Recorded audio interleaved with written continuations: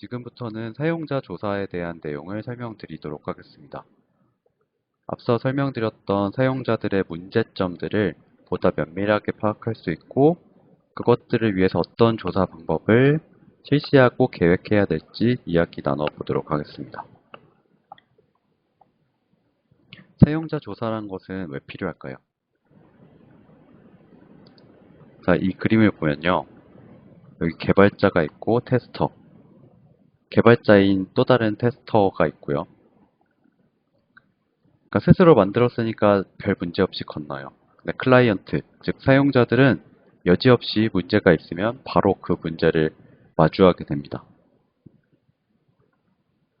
이처럼 사용자들은 어떤 서비스나 제품을 쓰게 될 때 문제점들을 우리보다, 개발하는 사람들보다, 디자이너보다 훨씬 많이 마주하게 되고요.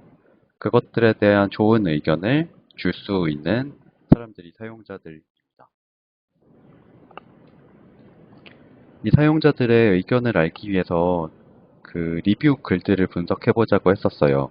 하지만 학생들이 한번 해봤어 알겠지만 이 리뷰 글들에는 실제로 무언가를 사용하면서 느끼는 구체적인 상황들을 언급하지는 않습니다. 즉 언제 어디서 어떻게 사용하면서 무슨 문제가 있었는지에 대한 내막을 알 수 없고요. 그것 때문에 사용자들을 이해하고 문제를 정의하는데 약간의 한계가 존재합니다. 그래서 저희는 또 다른 사용자 조사를 진행을 해보려고 하는데요. 이것을 하기 위해서는 먼저 목표를 설정하고 대상을 선정하고 계획을 하고 파일럿 테스트를 진행한 후에 그리고 본격적으로 리서치를 수행하면 됩니다. 자, 목표를 설정한다는 것은 알아볼 대상, 알아볼 문제점이 무엇인지를 지정해 놓으라는 뜻이고요. 대상을 선정하라는 말은 이 조사를 누구에게 실시할 것인지 생각해 보자는 말이에요. 조사 계획은 누구에게 어떤 방법으로 조사를 할 것인지 정해보자는 것이고요. 파일럿 테스트는 그 조사 계획을 한번 본인들이나 아니면 시험 삼아서 수행해봄으로써 조사 계획을 수정하는 단계를 거쳐야 한다는 그런 것입니다. 자, 하나씩 다시 살펴보도록 하겠습니다. 일단 목표를 정했다고 치고 진행하도록 할게요. 학생들이 선정한 세부 주제가 있을 것이고요. 그리고 나면 대상 선정을 진행해야 합니다. 즉, 핵심 사용자가 누구인지 정하고 그들에게 포커스를 해서 사용자 조사를 진행해야 하는데요. 이 대상자를 선정할 때는 인구 통계학적 기준을 생각할 수도 있겠고요. 혹은 제품 서비스에 대한 이용 특성을 생각할 수도 있겠어요. 이게 무슨 이야기냐 하면 뭐 나이, 성별, 국적, 직업 등 중에서 내가 특히 알아보고 싶은 인구 통계학적 기준을 마련해 놓고 뭐 남자분들한테만 아니면 연령이 몇 세 이상인 사람들한테만 조사를 할 수도 있겠고요.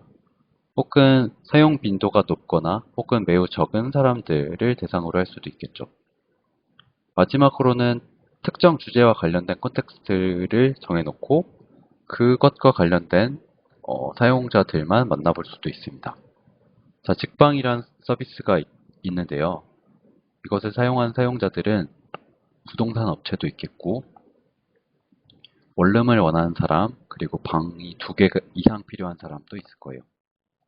단기 거주 형태를 원하는 사람, 장기 거주 형태를 원하는 사람도 있겠고 아니면 혼자 살고 싶어 하는 사람 아니면 집을 공유해도 되는 사람 등등 여러 가지 기준을 통해서 사용자군이 분류가 될 거고 특정 사용 그룹에 집중해서 인터뷰를 진행할 수도 있습니다. 사용자 조사를 진행할 때는 여러 가지 기법들을 섞어서 사용할 수도 있습니다.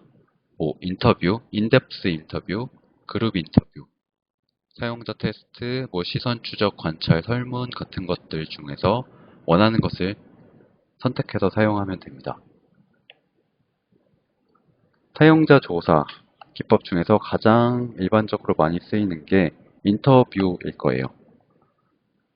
사용자 인터뷰 혹은 인덱스 인터뷰라고 말하기도 하는데 핵심 사용자랑 1대1로 질의응답하는 형식이고요. 반면에 포커스 그룹 인터뷰라고 하는 것은 참가자들을 1대1로 만나는 것이 아니라 그룹 참가자들을 모집해서 특정 주제에 대해서 논의를 하는 식으로 진행하는 것이 포커스 그룹 인터뷰입니다. 설문은 학생들 이미 잘 알 것 같은데 객관식 질문 혹은 주관식 질문이 포함될 수도 있겠으나 주로는 객관식 질문을 통해서 사람들의 정량적인 특성을 파악하기 위해서 진행하는 경우가 많습니다. 사용성 테스트는 사용자들에게 특정 업무를 수행하라고 지시를 내리고 그것들에 대해서 관찰하고 중간중간 의견을 듣는 방법입니다. 카드 소팅은 일반적인 방법은 아닌데요. 웹사이트에서 정보 구조를 다시 짜거나 할 때 참가자들한테 여러 주제가 적힌 혹은 여러 아이템이 적혀 있는 카드를 주고 그것들을 공통점이 있는 것들끼리 모아보라고 하는 식으로 진행하는 것이 카드 소팅입니다. 그래서 공통점이 있는 기능들이나 명칭들을 하나의 페이지에 넣거나 하나의 그룹으로 만들어서 그 기능들을 잘 사용할 수 있도록 하는 것이 카드 소팅 방법의 이유입니다. 여러 가지 사용자 조사 기법 중에서 특히 사용자 인터뷰, 인덱스 인터뷰라고 불리는 이 방법에 대해서 보다 깊이 설명드리겠습니다. 인덱스 인터뷰란 방법을 가장 실무에서도 많이 쓰기도 할 것이기 때문에 이번 과제, 이 수업을 진행할 때도 인덱스 인터뷰를 꼭 진행해 보길 바랍니다. 사용자 인터뷰는 응답자의 생각, 동기, 맥락 같은 것들을 가장 깊게 파악할 수 있는 방법이고요. 가격적인 면이나 실행하기도 간편한 축에 속하기 때문에 실무에서 가장 많이 쓰일 방법입니다. 대면으로 만나서 인터뷰를 진행할 수도 있지만 화상전화나 아니면 그냥 통화를 통해서 진행할 수도 있습니다. 근데 주의해야 할 것이 인터뷰를 진행한 사람의 스킬에 따라서 얼마나 능숙한지 여부에 따라서 인터뷰가 잘 진행될 수도 있고 그렇지 않을 수도 있습니다. 혹은 인터뷰를 진행하는 그 분위기에 따라서 영향을 받을 수도 있습니다. 그런 의미에서 학생들이 이 인터뷰를 많이 연습을 해보는 것이 도움이 많이 될 것 같습니다. 인터뷰에서 주목해야 할 포인트, 그러니까 꼭 알아봐야 할 포인트들이 다음과 같습니다. 첫 번째는 pains, 불편한 점이 무엇인지 알아봐야 한다는 점이죠. 그래야지 문제점들을 더 파악할 수 있겠죠. 두 번째는 pleasure인데요. 좋은 점 혹은 유용한 점에 대해서도 질문을 던짐으로써 꼭 유지해야 하는 포인트가 아니면 기능이 무엇인지 같은 걸 알아볼 수도 있을 거예요. 세 번째는 컨텍스트를 알아야 되는데 언제, 어디서, 어떤 상황에서 그런 문제점 혹은 그런 좋은 상황을 경험했는지에 대해서 구체적으로 알 수 있어야 합니다. 네 번째는 그래서 그때 어떤 행동을 했는가를 물어봄으로써 사용자의 경험에 대해서 자세히 이해할 수 있습니다. 인터뷰를 준비하는 과정을 보자면 먼저 무엇을 알아볼지 확실히 결정을 해야 하고요. 그걸 토대로 해서 질문 목록을 만들어야 합니다. 질문 처음에는 참가자의 프로필에 대해서 물어볼 수도 있겠죠. 나이나 어떤 앱을 얼마나 써봤는지, 그 기간은 얼마나 되는지, 그 인적사항을 확인하는 부분이 있을 거고요. 그 다음부터는 본격적으로 해당 앱에, 해당 서비스에 해당하는 그 질문들을 물어볼 수 있겠습니다. 인터뷰 기록을 위해서 뭔가 도구를 준비해야 하는 상황도 있는데요. 녹음기, 캠코더 같은 것 등으로 그 인터뷰 상황들을 잘 찍어 놓거나 화면으로도 필요한 경우에는 녹화해 놓을 필요가 있습니다. 그리고 보통 인터뷰를 혼자 하는 것보다는 2명 이상이 진행하는 게 수월한데요. 그래서 진행하는 사람, 그러니까 즉 질문을 던지면서 그 인터뷰이와 대답을 이어가는 사람, 그리고 기록하는 사람, 중요한 내용을 필기를 해놓을 수도 있겠고 녹음을 담당하는 역할을 할 수도 있겠습니다. 인터뷰할 때 중요한 점은 사용자의 생각을 파악하는 거예요. 그래서 왜 그랬는지에 대해서 자세하게 좀 더 깊이 알아갈 수 있도록 질문을 잘 이끌어 나가야 되고요.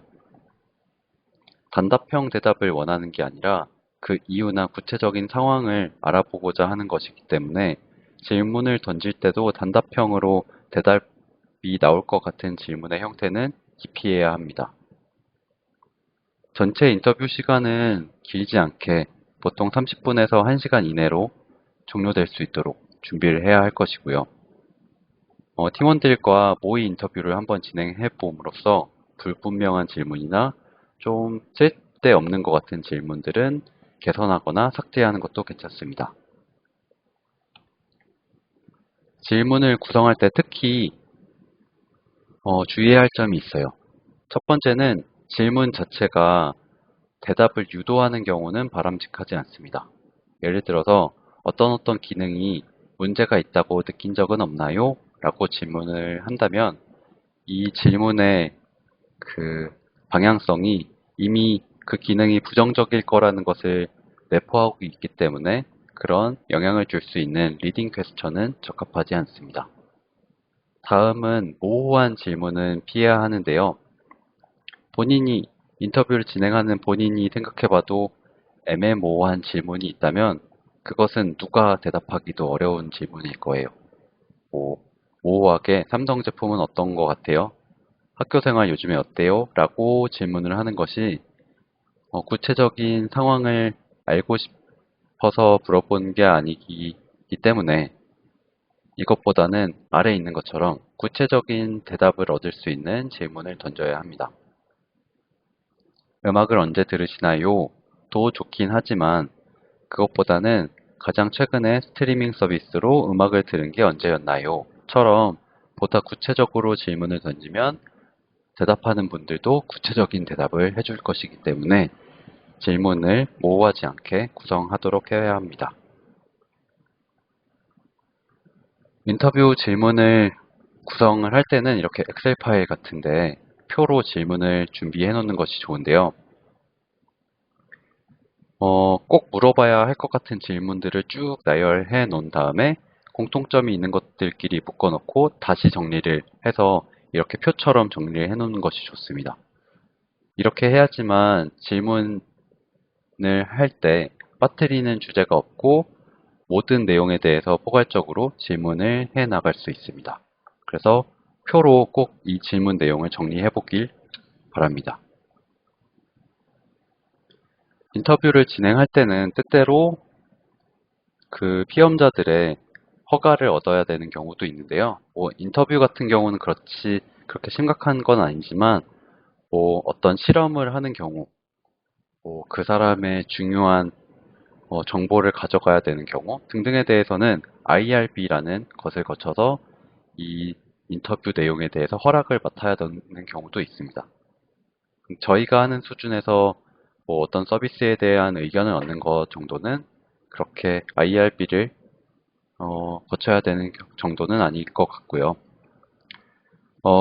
참가자들을 먼저 모집할 때는 주변에 있는 친구들이랑 가족분들을 먼저 생각할 텐데 수업 진행 상황에서는 어쩔 수 없는 경우도 있겠지만 되도록이면 전혀 모르는 사람들이랑 진행하는 것이 보다 실제적인 의견을 얻을 수 있는 방법입니다.